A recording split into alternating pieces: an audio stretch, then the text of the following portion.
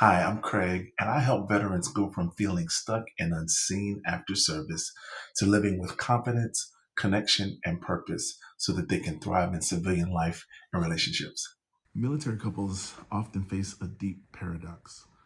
The one person that they can turn to for love and safety is also the person who becomes the greatest threat in their lives. And so in this video, we're going to explore how emotionally focused therapy, grounded in attachment theory, addresses the unique emotional needs of service members and veterans. What you'll come away with in this video is you'll learn how the need for safe connection doesn't disappear in adulthood and why understanding these changes is everything for military marriages. So let's get into it. So what I want to do now is just give a brief overview of emotionally focused therapy and my mission to support veteran and military couples. So let's talk a little bit about EFT. EFT is a structured evidence-based approach to couples therapy. And what I found in my sessions is that it helps partners identify and express and reshape their emotional responses so that they can strengthen their attachment bonds and their relational security. My mission to support military veterans and couples is that it's kind of based on the fact that I haven't really seen a lot of literature and a lot of study devoted to the really unique dynamic of military couples and what they're faced with, particularly with one partner going on deployment and another partner having to stay home and deal with the kids. And not a lot is written about how couples can connect emotionally after deployment, before deployment, and even in some cases during deployment. So one of my missions is to foster emotional connection and healing by addressing the unique challenges of military service, trauma, and reintegration stress. And when I say reintegration stress, that's the military person who's been on deployment reintegrating back into the regular world as we, so to speak, as we know it.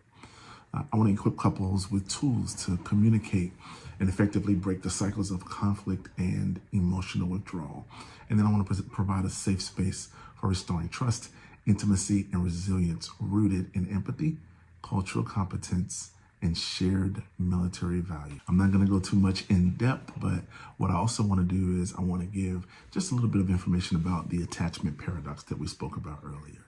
And so a lot of this information comes from Dr. Sue Johnson, and I'll put a link to her book in the video description. But she explains that in attachment relationships, a spouse serves as both a safe haven and a source of comfort and security, which is a source of comfort and security. And during moments of conflict or disconnection, they serve as the greatest threat to the other spouse's emotional well-being. This paradox really intensifies in military relationships due to the high stress and separation that's involved in military service. Now, here are some key connections to the military context. Deployment cycles. Let's talk a little bit about deployment cycles and how they affect marriages. They disrupt emotional availability. They make it difficult for partners to access each other as a secure base of attachment, and they increase feelings of abandonment or the emotional threat. Reintegration stress. Now, this is stress of getting back together after there's been a separation. Reintegration stress, it can trigger misunderstandings, emotional distance, as partners struggle to reconnect, and while coping with changed roles, because roles change when deployment happens, and unspoken expectations. There are a lot of things that partners expect from one another that really gets tangled up whenever there's family separation. And emotional shutdown would be another key connection, because emotional shutdown becomes a common defense. And this is just not just true in military couples.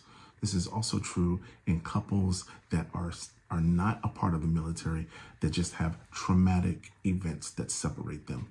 But this is especially true for veterans. So when expressing vulnerability feels unsafe, I want to reinforce the threat aspect of the attachment. They want to reinforce the threat aspect of the attachment paradox, which is this really unique blend of feeling safe with that person, but then also feeling threatened by that person. Why does secure attachment matter? Why is it even important? One of the reasons why secure attachment matters is the health benefit that comes from it. And so secure attachment is linked to improved physical health outcomes, things like lower blood pressure, reduced chronic pain, and better immune response. And these are all things that veterans and their families need as they are pursuing their career as military servicemen and women. And it reduces stress and promotes emotional regulation. And we'll talk much more about that in this series. Emotional suppression is another reason why having a secure attachment matters. Military culture, which is a very unique culture, can often reinforce emotional suppression and stoicism. And this can also hinder secure attachment by discouraging open vulnerability and emotional expression. This then leads to relationship strain, which is another reason why having secure attachment matters. Without secure emotional bonds, service members and their partners can experience chronic conflict, loneliness. They can experience detachment. It can negatively impact their mental health and increase the risk of depression, PTSD, anxiety, and all of those kinds of symptoms that already come along with the stress of being in the military and having a family during military conflict. So very briefly, I want to give some practical insight that couples can use right away to start dealing with some of these insecure emotional attachment bonds. So the first thing is understanding the cycle. What EFT does is it helps couples recognize the negative cycle. Like there might be an anxious spouse that's pursuing closeness with the other spouse after deployment. And then there's the avoidant partner that's withdrawing and they're staying sort of emotionally, missionally ready because they're getting ready for the next deployment, right? And we can see this as a pattern, not as a failure of either one of the partners, but we see it as a pattern of a negative communication cycle. The other thing is to create safety for emotion. So EFT fosters a safe space where both partners, they can share underlying fears and needs, because at the end of the day, both partners just need to express how they're crying out for connection. And EFT provides a really good platform and a really good base for both partners to be able to do that, so that each partner can understand where the other partner is coming from. Okay. And so partners can share underlying fears and needs.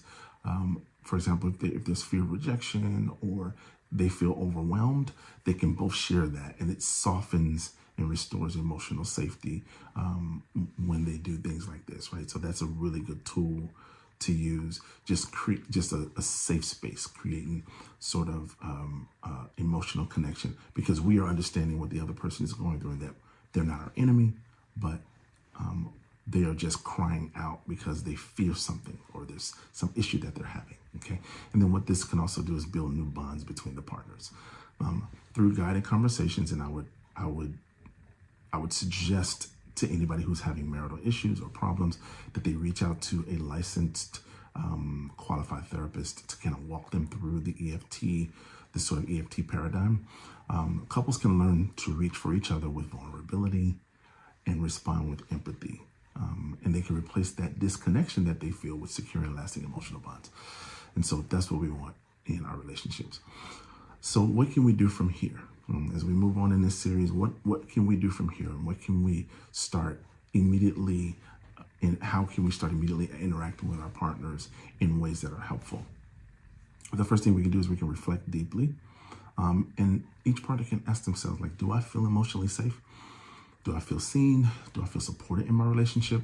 If not, what gets in the way of that safety that I'm needing to experience?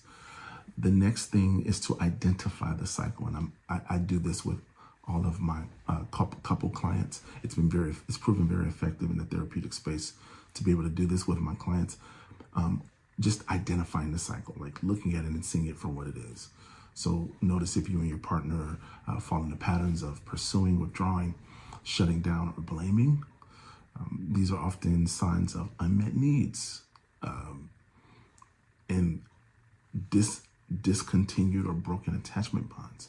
These are not signs of personal flaws. You're not just messed up because there's something that you need that you may not be getting that's causing you to act in a certain way. So it's really important to identify that. And then we take the first step, consider reaching out for support through emotionally focused therapy to help rebuild safety, connection, and trust, especially if the military life has strained your bond. And I'm here to tell you that from my own personal experience, the military is not designed to strengthen families. The military is designed for the mission first, right? And then it's focused on the family and the needs of the actual military member. But it's always and will continue to be in the future mission first, right? And so what we have to do when we're talking about our relationships is we have to get to a point where we can realize that our relationships and our families are also a mission. And that's what I seek to help you guys do in this series. And so I'm looking forward to talking more about emotionally focused therapy and attachment in this series. And I hope you enjoyed this video. And as I say in every video that I do, I want you to live royally and I want you to live well. Thanks for watching, and I'll see you in the next video.